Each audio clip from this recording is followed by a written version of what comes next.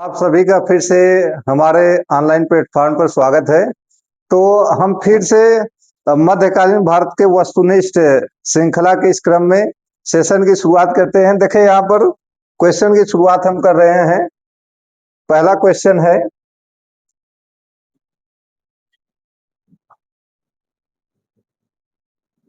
देखें पहला क्वेश्चन है, दिल्ली सल्तनत के किस सुल्तान को सेनापतियों का सेनापति कहा जाता है? अ बलबन, ब इल्तुतमिश, स मोहम्मद बिन तुगलक, द है अलाउद्दीन खिलजी। पूछा क्या है? दिल्ली सल्तनत के किस सुल्तान को सेनापतियों का सेनापति कहा जाता है? ये आपसे क्वेश्चन पूछा है। यहाँ पर अ में है बलबन है, ब में है इल्तुतमिश, स है मोहम्मद बिन तुगलक, द है अलाउद्दीन खिलजी। आपको बताना है कि किसको सेनापतियों का सेनापति कहा जाता है। देखिए, वैसे तो सभी योग्य थे और सबके अंदर सैनिक गुण भी मौजूद था, लेकिन अलाउद्दीन खिलजी को ही दिल्ली सल्तनत में सेनापतियों का सेनापति कहा जाता है। देखिए, यहाँ पर ये होगा अलाउद्दीन खिलजी, इसी को सेनापतियों का सेनापति कहा जाता है। सेनापतियों का सेनापति कहा जाता है। और उसको यह उपाधि किसने दिया था? इतिहासकार के एस लाल ने दिया था। इतिहासकार के एस लाल ने दिया था। किशोरी शरण लाल इनका नाम है, के एस लाल।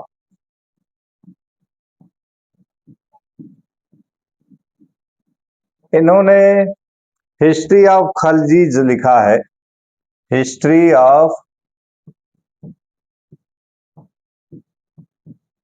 ऑफ खलजीज लिखा है।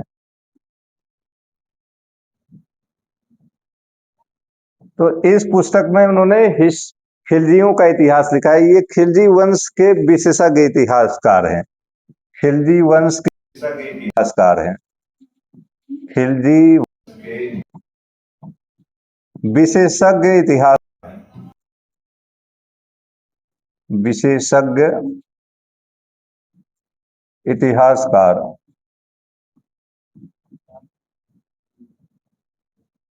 तो ये खिलजी वंश के विशेषज्ञ इतिहासकार हैं और इन्होंने ही हिस्ट्री ऑफ खिलजी लिखा था। देखिए, अलाउद्दीन खिलजी को क्यों कहा जाता है सेनापतियों का सेनापति? इसने उत्तर भारत का विजय किया था। उत्तर भारत विजय, इसके बाद इसने दक्षिण भारत विजय अभियान किया था। दक्षिण भारत विजय, इसके अलावा इसने मंगोलों के आक्रमण का सामना किया था। मंगोल आक्रमण का सामना किया था। तो उत्तर भारत में इसने विजय पताका फहराई थी। दक्षिण भारत में भी इसने विजय अभियान किया था, उसमें भी इसको सफलता मिली थी और मंगोलों के आक्रमण से भी इसको सफलता मिली थी। अगर हम बात करें तो जो राजनीतिक इतिहास है वो अलाउद्दीन खिलजी से ही माना जाता है, क्योंकि इसी के समय में साम्राज्यवादी इतिहास की शुरुआत होती है, यानी साम्राज्यवाद को बढ़ावा देने का काम यही करता है। इरफान हबीब ने लिखा है कि दिल्ली सल्तनत में जो साम्राज्यवादी इतिहास है वो यहीं से शुरू होता है। तो यहाँ पर ये मोहम्मद हबीब का कथन है। मोहम्मद हबीब ने कहा है कि दिल्ली सल्तनत का जो साम्राज्यवाद है वो अलाउद्दीन खिलजी से शुरू होता है। ठीक है, तो यहाँ पर आपका द वाला आपका ऑप्शन सही है, अलाउद्दीन खिलजी। नेक्स्ट क्वेश्चन पर आइए।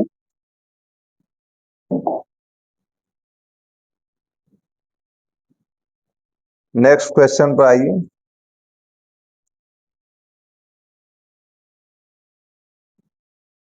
देखिए, नेक्स्ट क्वेश्चन में पूछा है, निम्नलिखित में से कौन सा अधिकारी अलाउद्दीन खिलजी के बाजार नियंत्रण से संबंधित नहीं था? ए है दीवानी रियासत, बी है बरीद मंडी, सी है सहनाए मंडी और डी है दरोगा तूफखाना। आपसे पूछ रहा है कि कौन सा अधिकारी अलाउद्दीन खिलजी के बाजार नियंत्रण से संबंधित नहीं है। देखें यहाँ पर दीवान ए रियासत दिया है, बरीद ए मंडी दिया है, सहना ए मंडी दिया है और दरोगा ए तोपखाना दिया है। तो दीवान ए रियासत जो होता है ये बाजार नियंत्रण का सबसे प्रमुख विभाग था। बाजार नियंत्रण का विभाग था ये, इसी के अधीन बाजार नियंत्रण प्रणाली थी उसकी। बरीद ए मंडी जो था ये मंडियों में जो गुप्तचर होते थे, गुप्तचर अधिकारी, इनको बरीद ए मंडी कहा जाता है। गुप्तचर अधिकारी को क्या कहा जाता है? बरीद ए मंडी कहा जाता है। सहना ए मंडी का मतलब होता है मंडी का जो प्रभारी होता था, मंडी का प्रभारी होता था। मंडी का जो प्रभारी होता था उसको हम सहना ए मंडी कहते हैं। गुप्तचर अधिकारी जैसे घट तौल हो रहा है, नाप तौल में गड़बड़ी हो रही, घूसखोरी हो रहा है, भ्रष्टाचार हो रहा है, गबन हो रहा है, तो उसकी जानकारी देने के लिए उसने नियुक्त किए थे। और एक मुनहियान नामक कर्मचारी भी था, एक और कर्मचारी था, मुनहियान नाम था इसका। ठीक, तो ये कर्मचारी होते थे। दरोगा ये तोपखाना इससे संबंधित नहीं है। मुगल काल में ये पद था, मुगल काल में ये पद था। तोपखाने का प्रभारी जो होता था, तोपखाने का प्रभारी,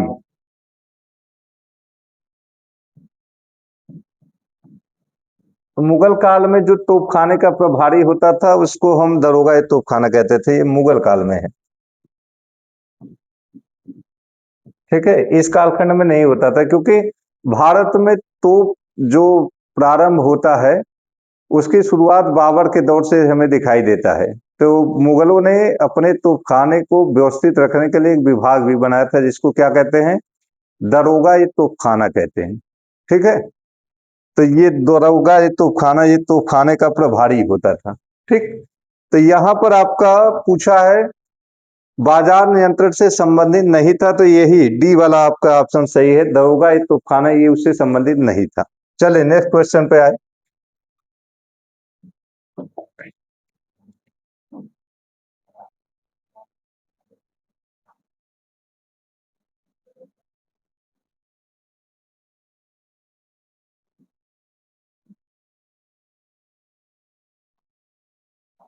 भारत में वैसे तोपखाने का इस्तेमाल सबसे पहले गोवा के युद्ध में हुआ था।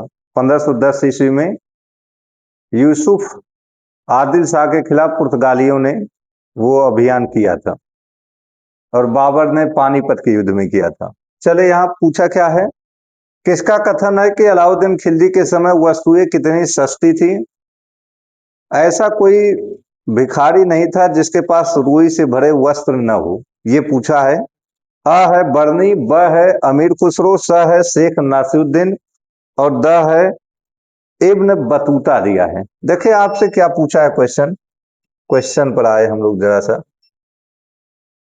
पूछा है किसका कथन है कि अलाउद्दीन खिलजी के समय वस्तुएं कितनी सस्ती थी, मतलब पूछा है कि कितनी सस्ती थी। ऐसा कोई भिखारी नहीं था, मतलब ये पूछा है कि ऐसा कोई भिखारी नहीं था जिसके पास रुई से भरे वस्त्र न हो, ये पूछ रहा है, ठीक है। ये कथन किसका है पूछ रहा है, तो बरनी की तारीख फिरोज शाही जो है ये एक महत्वपूर्ण पुस्तक है जिसमें उसके बाजार नियंत्रण प्रणाली का उल्लेख तो मिलता है लेकिन ये कथन नहीं है उसमें। दूसरा है अमीर खुसरो के खजाइन उल फुतू, खजाइन उल फुतू, इसमें भी उसकी बहुत प्रशंसा की गई है। और शेख नासुद्दीन की पुस्तक है खयारुल मजालिस, खयारुल मजालिस है।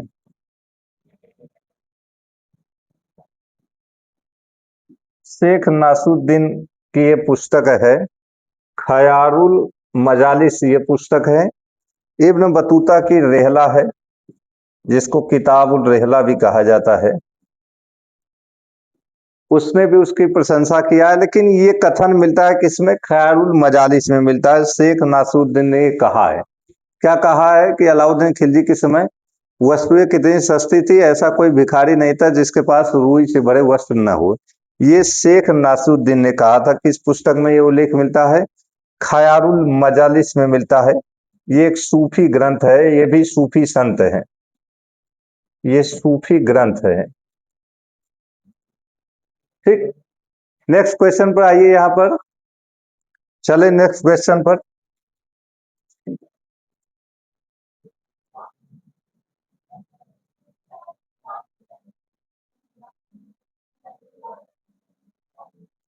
नेक्स्ट क्वेश्चन फिर बाजार नियंत्रण प्रणाली से संबंधित है।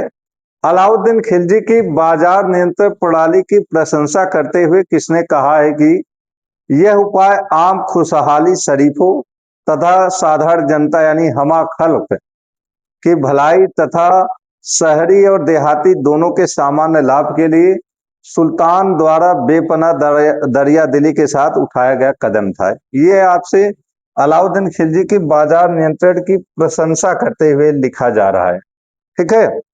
अ है अमीर खुसरो, ब है बर्नी, स है इसामी, द है इब्न बतूता। तो यहाँ दिया है अलाउद्दीन खिलजी की बाजार नियंत्रण प्रणाली की प्रशंसा करते हुए लिखा गया। क्या लिखा गया है? यह उपाय आम खुशहाली शरीफों तथा साधारण जनता हमा खल्क की भलाई तथा शहरी और देहाती दोनों के सामान्य लाभ के लिए सुल्तान द्वारा बेपनाह दरिया दिली के साथ उठाया गया कदम था। ये इसमें दिया है। अमीर खुसरो का ही ये कथन है, और ये उन्होंने किसमें कहा है? खजाइन उल फुतूह में कथन मिलता है। खजाइन उल फुतूह में ये कथन मिलता है इसका।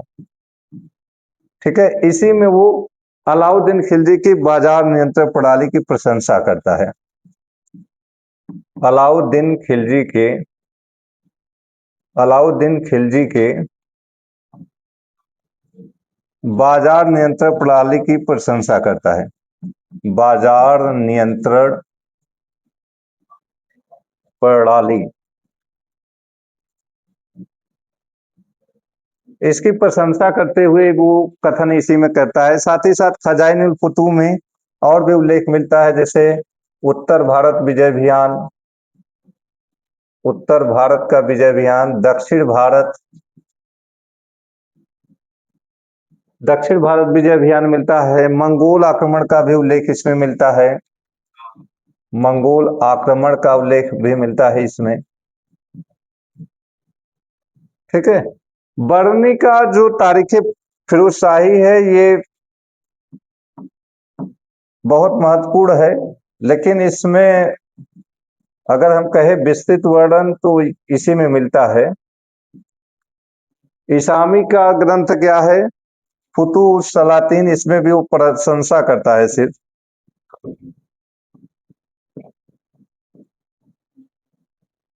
फुतूह सलातीन ही पहला ग्रंथ है जिसमें किसका साक्ष्य मिला है? चरखे का।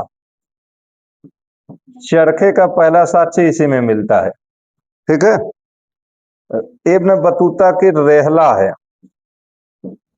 इसमें भी प्रशंसा की गई है, लेकिन ध्यान रखिए ये प्रशंसा अमीर खुसरो की पुस्तक में मिलता है।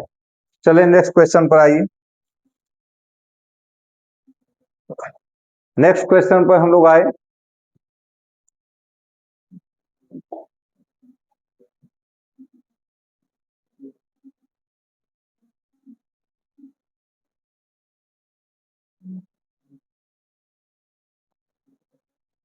नेक्स्ट क्वेश्चन दिया है अलाउद्दीन खिलजी की विजयों को तिथि क्रमानुसार व्यवस्थित कीजिए। इस तरीके क्वेश्चन नेट में भी बहुत पूछता है। देखे, पहला है रणथंबोर, दूसरा है गुजरात, तीसरा है चित्तौड़, चौथा है तेलंगाना। ए का है 1 2 3 4, बी है 3 1 2 4, सी है 1 3 2 4 और डी है 2 1 3 4।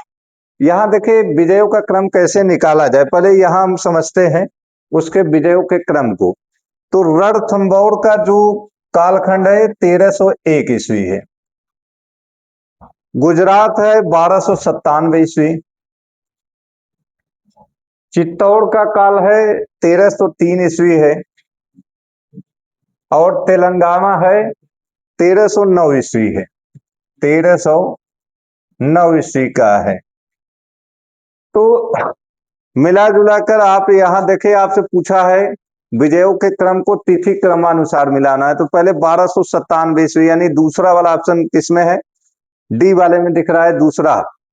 फिर इसके बाद होगा 1301, फिर पहला हो गया, फिर इसके बाद है तीसरा है 1303, फिर चौथा है 1309। तो यहाँ पर डी वाला आपका ऑप्शन सही हो रहा है, दूसरा, पहला और तीसरा चौथा, यही वाला ऑप्शन सही है। चले नेक्स्ट क्वेश्चन पर आइए।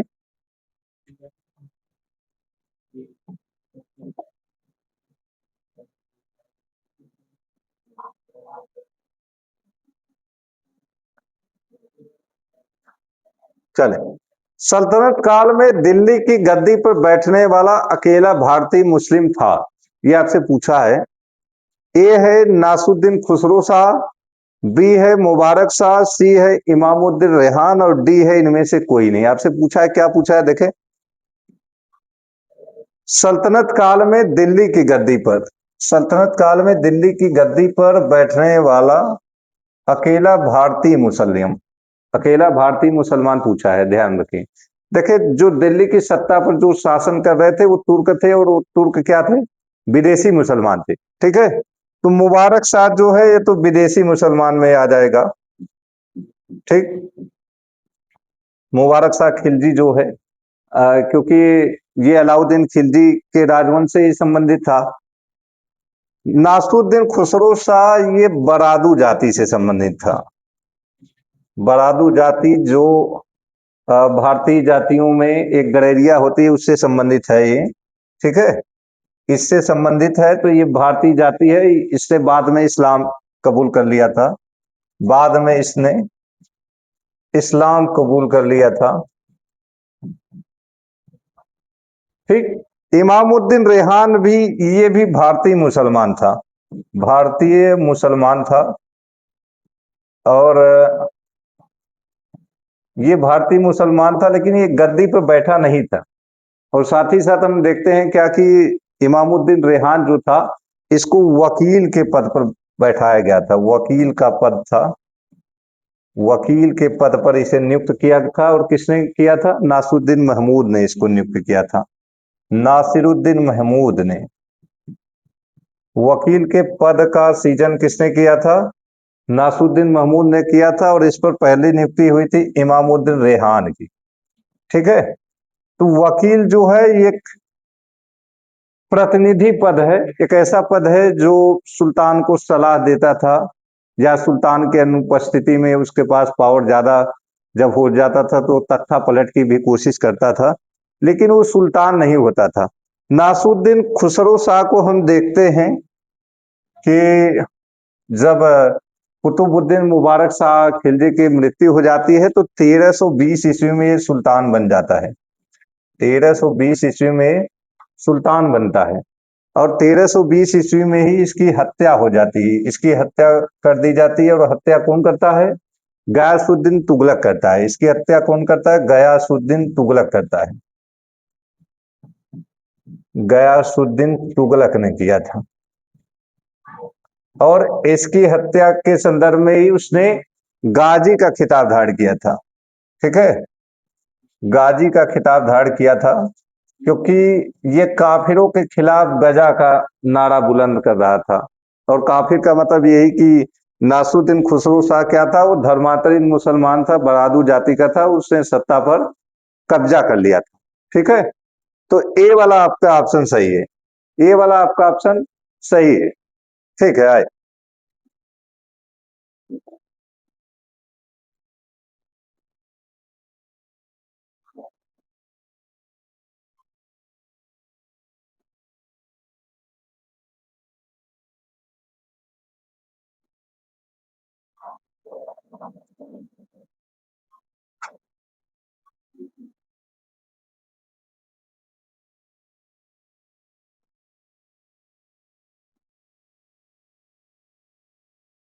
चलिए, यहां पर हम लोग समझते हैं, डन।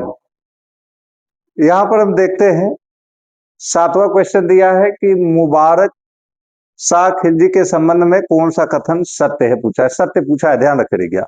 पहला है मुबारक शाह खिलजी के सिक्कों पर उसकी उपाधि खलीफतुल्लाह अंकित है। दूसरा है उसने मुस्लिम प्रजा की नाराजगी को दूर करने की महत्वपूर्ण कदम उठाए थे। तीसरा है उसने सैनिकों को प्रसन्न करने के लिए, यहां पर दिया है सैनिकों को उसने ये प्रसन्न करने के लिए है, ठीक है, प्रसन्न करने के लिए दिया है। तो सैनिकों को उसने प्रसन्न करने के लिए 6 महीने का अग्रिम वेतन दिया था। चौथा है दिल्ली से बाहर भेजे गए इक्तादारों को राजधानी आने के इजाजत दे दिया था। देखिए पहले कथन पर पहले आए, यहां पर मुबारक शाह खिलजी के सिक्के पर उसकी उपाधि खलीफतुल्लाह अंकित है, बिल्कुल सही है। साथ ही साथ उसने उसने स्वयं को इसने खलीफा घोषित कर दिया था, स्वयं को खलीफा घोषित किया था, ठीक है, इसने क्या किया था, स्वयं को खलीफा घोषित कर दिया था, ठीक। तो इस मामले में भी वो दिल्ली सल्तनत का पहला सुल्तान था, दिल्ली सल्तनत का पहला सुल्तान।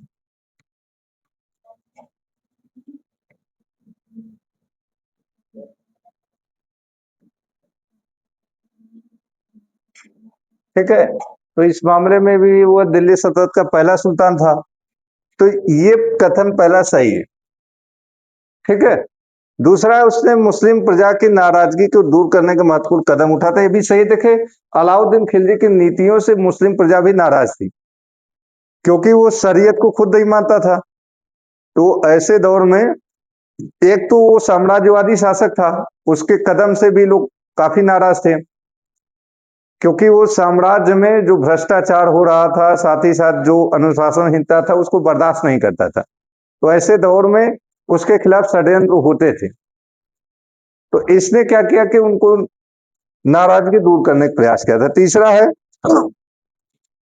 उसने सैनिकों को प्रसन्न करने के लिए 6 महीने का अग्रिम वेतन दिया था, ये भी सही है। साथ ही साथ चौथा दिया है यहाँ पर दिल्ली से बाहर भेजे गए इक्तादारों को राजधानी आने की इजाजत दे दिया था। देखिए जो लोग दिल्ली से बाहर इक्तादार भेजे गए थे उनको फिर से दिल्ली आने का इसने इजाजत दे दिया था। तो ये चारों कथन सही है। यहाँ है ऑप्शन में,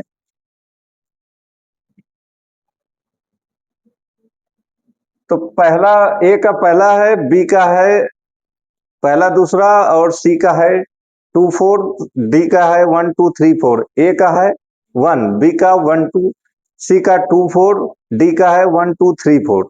तो यहाँ पर चारों ऑप्शन सही है। तो यहाँ पर जो है वो चारों ऑप्शन सही है, तो ये डी वाला आपका ऑप्शन सही होगा, ठीक है, डी वाला आपका ऑप्शन सही हो रहा है। तो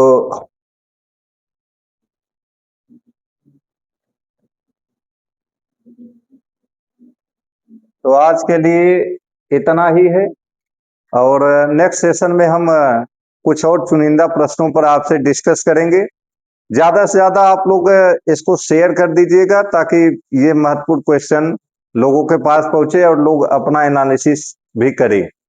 तो धन्यवाद, थैंक यू।